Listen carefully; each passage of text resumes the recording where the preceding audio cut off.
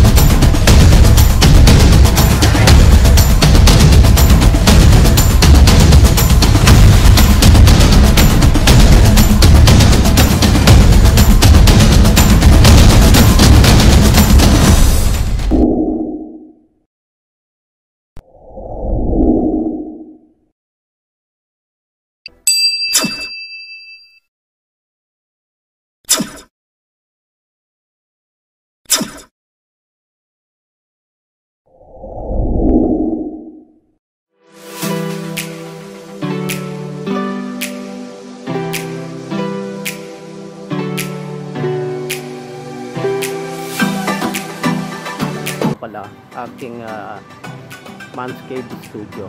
Yan. So makita nyo, akala nyo para lang siyang bodega. So ganyan talaga gusto ko. Semento lang, walang ganong pintura, may pintura lang yung ceiling na black. At ayan, may mga konting display na ng mga picture. So ito ang aking working station. Yan.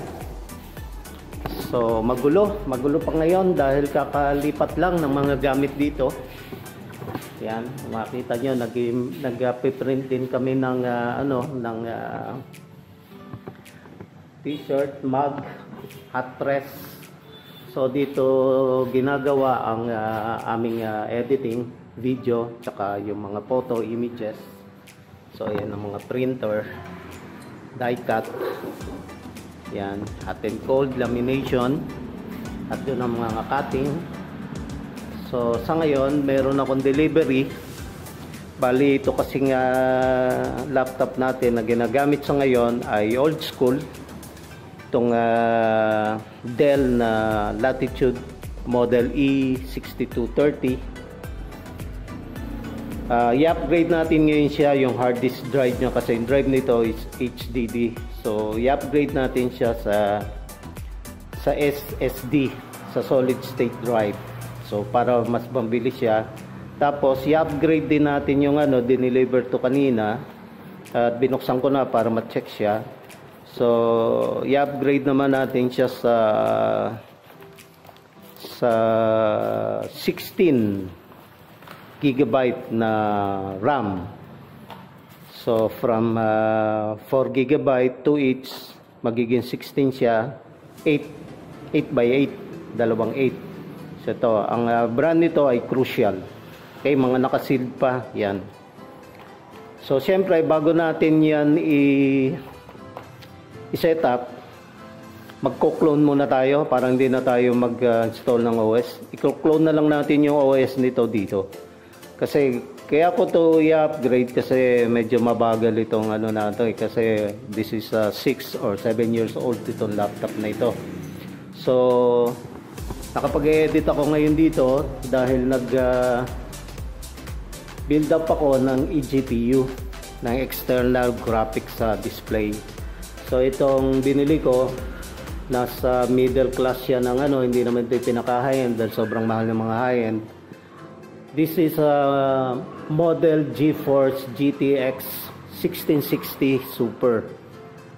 Actually, pang gaming ito Yung ganitong setup, pang gaming. So, maraming nito sa YouTube para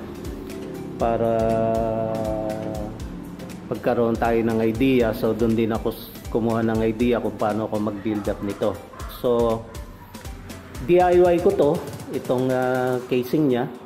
So ito yung PSU, yung power supply unit, at para i-power itong eGPU natin, itong graphic cards. So bali ito generic lang yung binili ko, okay naman, napapatakbo naman niya, at bumili ko ng separate na 8 pin to 6 pin Actually, this is 8 pin to 8 pin eh. Naihiwalay yung kanyang 2 pin na block. So, para magkaroon ng extra power yung ating graphic card from this eGPU. Ito. So, papakita ko sa inyo kung paano ko inassemble yan. Para makita ninyo kung paano ko siya sinetup. So, okay. Sa ngayon, ang gagawin natin ay mag-upgrade ako nito. Kung gaano siya katagal para mai-compare natin, okay? Okay, nandito na tayo sa harap ng ating laptop. At ipa-power on na natin siya para makita ninyo kung gaano siya katagal mag-boot. Okay, may timer tayo. Ito, gagamitan natin siya ng timer.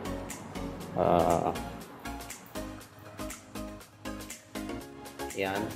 Isasabay natin yung pagbubut niya kung gaano siya katagal pagka natin, pinower on natin siya. So ayan.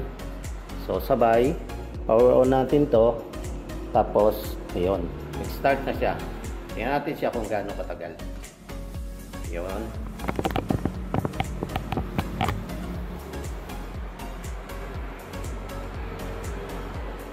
Okay, 10 seconds.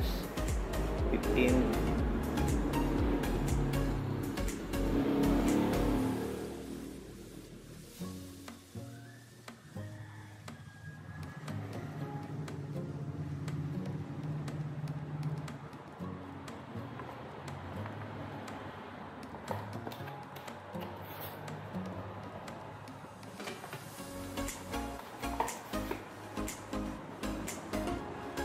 Okay, so mga more or less is 45 seconds siya na nag-boot until here. So pagdating naman dito, since na madali na siyang mapunta sa OS niya talaga, doon sa Windows niya. So yung umpisa lang ng pag-boot niya, i-compare natin pag na-upgrade na natin yung kanyang drive, pati yung kanyang RAM. So dito, okay, off muna natin. Pag ginano na natin yung ating password, madali na dito.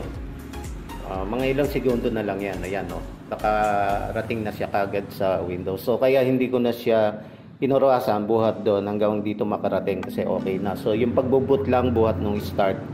So yan, ikukumpara natin mamaya. So kung naka more or less 45 seconds tayo, iko-compare natin siya mamaya pag na-upgrade na natin yung ating SSD at saka yung ating tawag dito itong ating RAM. Okay? So, okay.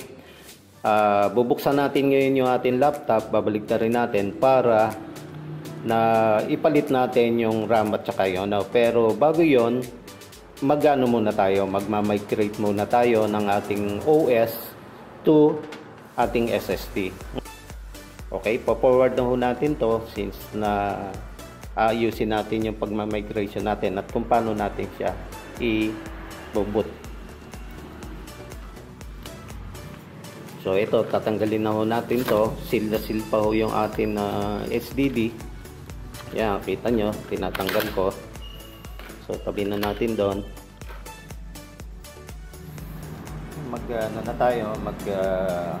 Clone na tayo ng ating OS. Okay, itong OS na to ay galing ng HDD, yung original niya, hard disk drive. Tapos magma-migrate tayo or i-clone natin yung OS nito lahat doon sa drive na papunta dito sa ating SSD.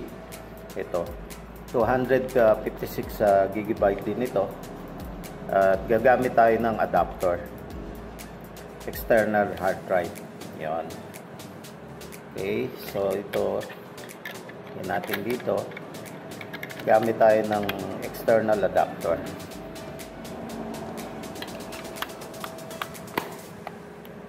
Okay, meron na rin tayo naka-ready na USB 3.0. Yan. So, yan natin. Actually, may laman na ito na yung ano niya, may laman na ito, yung kanyang nag-migrate na ako dito ng ano, ang gagawin natin, buburahin ulit natin to para makita niyo kung paano nga mag-clone. So, gagamit tayo ng mini tool partition. Ito napili ko kasi ito ang pinakamadali sa tingin ko at pinaka-simple na pag-migrate ng OS to another drive. Okay, so dito tayo sa mini tool partition wizard. Okay, so ito yung system natin. Ito yung dito natin siya dadalhin. Okay, nasa drive 2 itong lilipatan natin. So ito ang master natin. So ang gagawin natin, migrate OS to SSD, solid state drive or hard disk drive. So ang gagamitin nga natin is SSD. So dito tayo. Ayan, tatanungin tayo ito na gagamitin natin. I would like to replace my system disk with another hard disk. Ang gagawin kasi natin, yung stock natin na hard disk, papalitan na natin yon. Pero hindi natin buburahin yung original na nandun. Nakaano pa rin yun. So, ima-migrate lang natin yung OS papunta dun sa SSD. So, next. So, ito na. Pupunta na siya dito sa disk 2 natin. Ito yun to. Ang capacity nito ay 256. Pero meron siya na, ano, na 223.57 gigabytes. Kasi hindi naman niya nagamit lahat yung ano niya. Yung space niya may laman na konti. Ngayon, ito ay USB 3.0. Okay? So, next na tayo. Ito, sasabihin niya dito, all the data on the disk will be destroyed. Okay lang. Kasi, papalitan natin yung dating na nakalagay doon para may pakita ko sa inyo kung paano mag-migrate o mag-clone ng OS to another drive. So, yes tayo dito. So, yan. Buburahin na niya yan. Next na tayo. Okay. To boot from the disk, please configure computer BIOS setting. Make sure na new disk is configured as the default disk. Okay.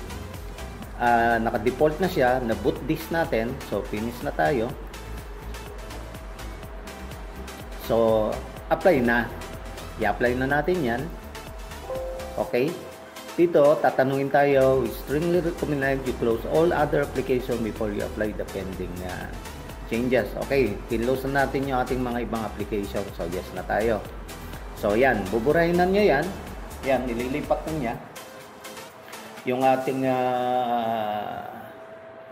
OS do sa original. Okay, kinload na niya. So, ngayon, nag-a-ask siya na restart. I-restart natin siya. There's 3 options. Restart now, retry, and cancel operation. Siyempre tayo, okay lang naman siya. Hindi naman siya nag-error. So, no need to retry. Hindi rin naman tayo magka-cancel na operation natin dahil kailangan nga natin mag-migrate ng OS to another drive. So, restart na tayo para makomplete ang kanyang migration. Yan.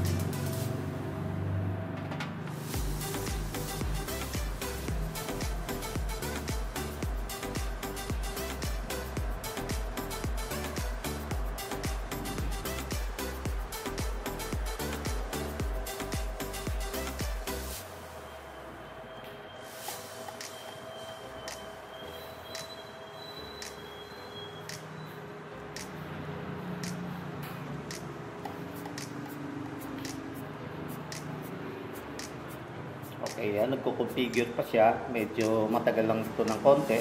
Yung configuring niya. So, hintay lang tayo ng konti. Mga ilang minutes.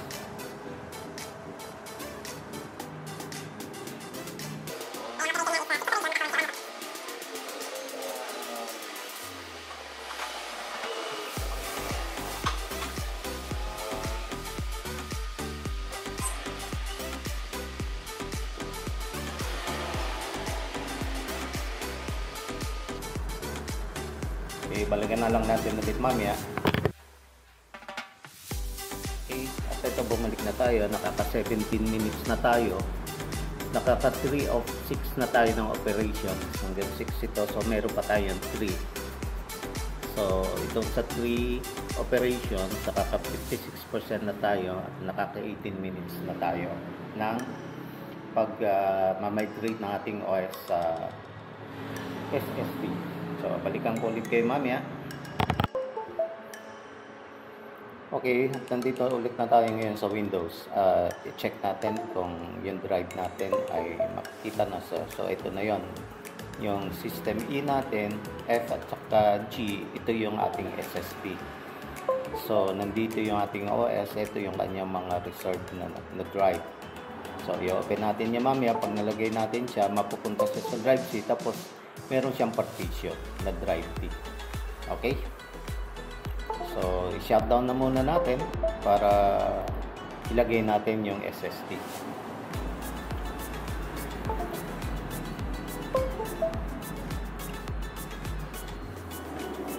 Yan, pati yung pag-shutdown niya, makita niyo medyo mabagal siya.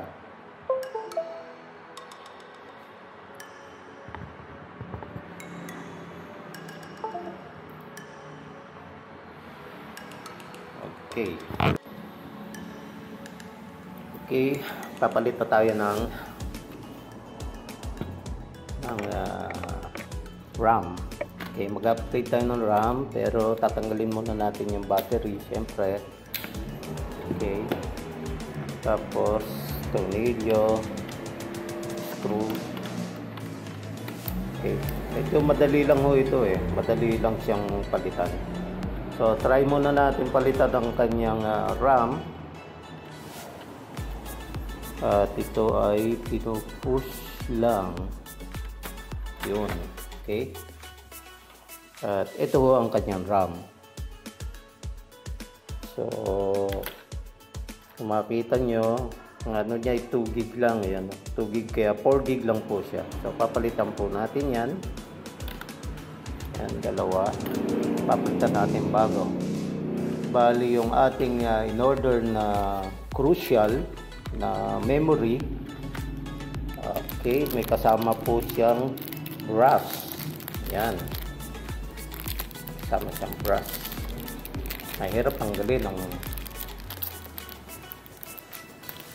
yun. Okay, siyempre kaya siya may kasamang ganyan panglinis. Okay, yan. So, pagka-install po natin ng kanyang RAM, bubuksan na po natin at nakita nyo sa video.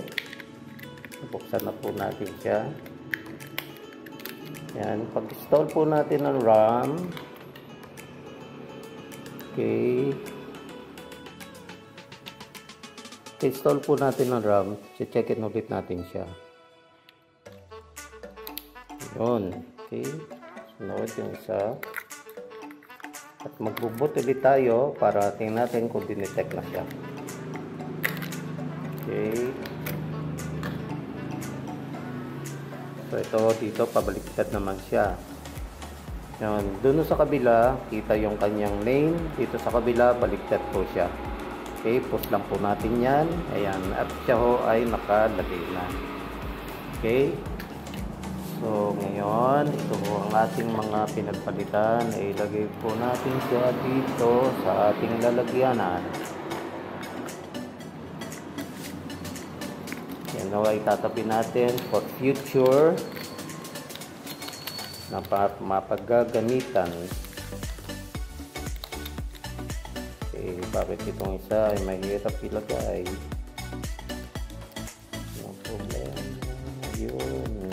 Okay, nalagay na po natin at ilalagay na muna natin ang kanyang takip. Yan. Yan. Push lang po yan. Push again. Yan. Sabihin muna natin ang kanyang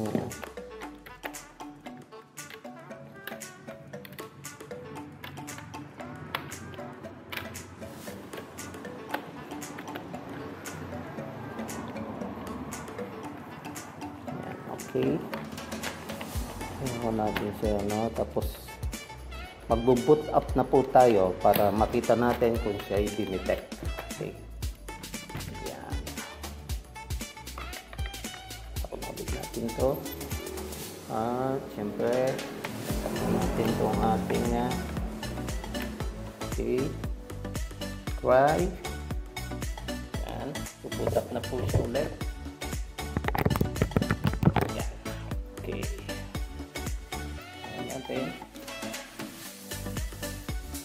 So, bali hindi pa po tayo nag-upgrade ng ating SSD.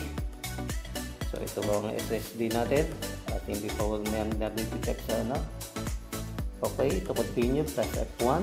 To change setup option, press F2. To run onboard diagnostic, press F5. So, to continue, press F1. F1. So, dito tayo. Yan. F2 tayo para punta tayo sa diagnostic. Ay, sa ano niya. Sa boot. Yan. Okay, tignan ko natin kung na-detect na.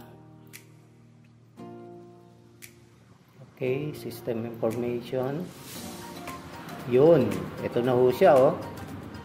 Installed memory is 16 gigabyte. Yan. Dati ho, 4 gigabyte lang siya. So, 16.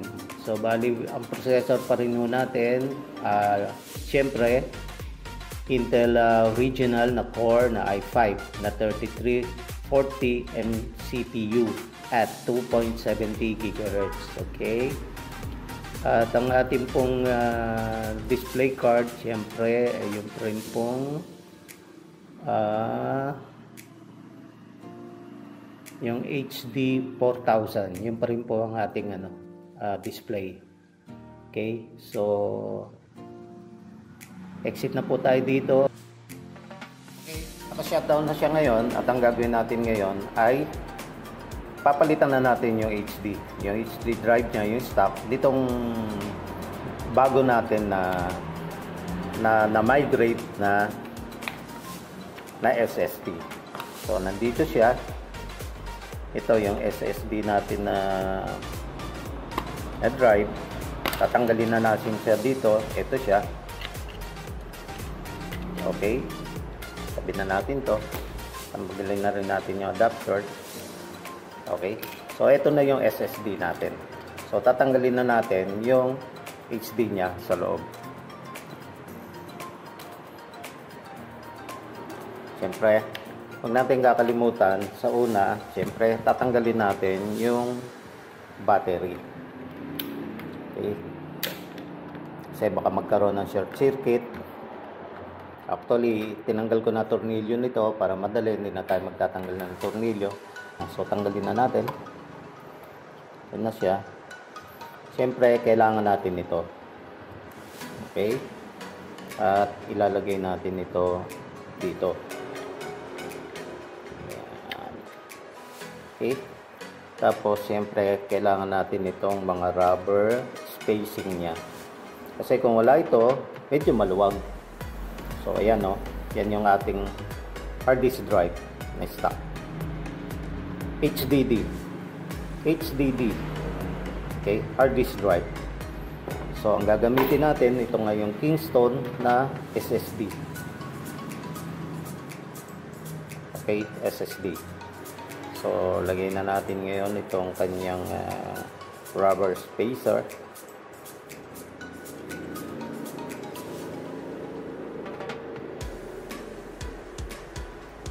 Okay.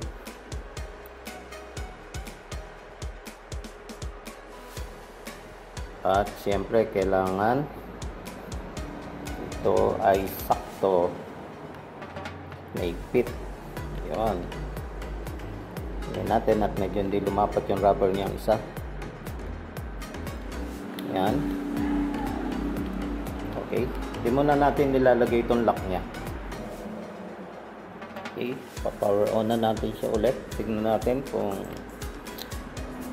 bumilis na siya, nag-improve na siya kaysa sa dati. So, nakalagay na ho natin dito ay yung ating SSD at ito na yung ating HD. na drive. So ito na ho. Ito saan natin, tingnan natin kung siya ay bumilis ng pagbuboot. Yan, open ng Windows. Ito Windows. Yan, mukhang bilis niya yan. Naka-Windows na siya kagad. Mukhang laki na in-improve.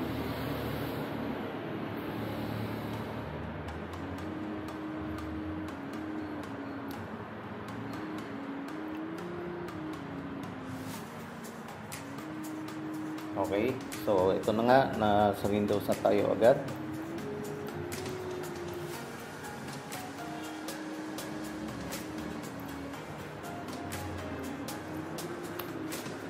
O, napasok agad tayo ng Windows at nakita natin, ang bilis niya agad na mag-boot. Mag-boot na siya agad. So tignan natin yung drive natin. Yan.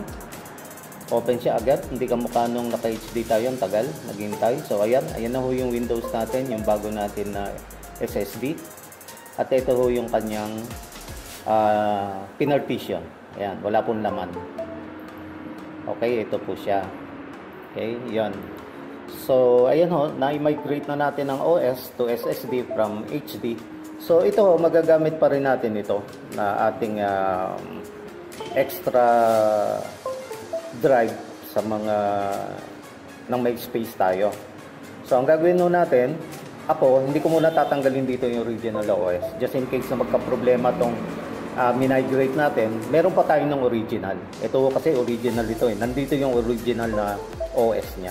So ang gagawin natin dito, ililipat natin ito dito sa external hard drive at gagawin natin ngayon siya na extra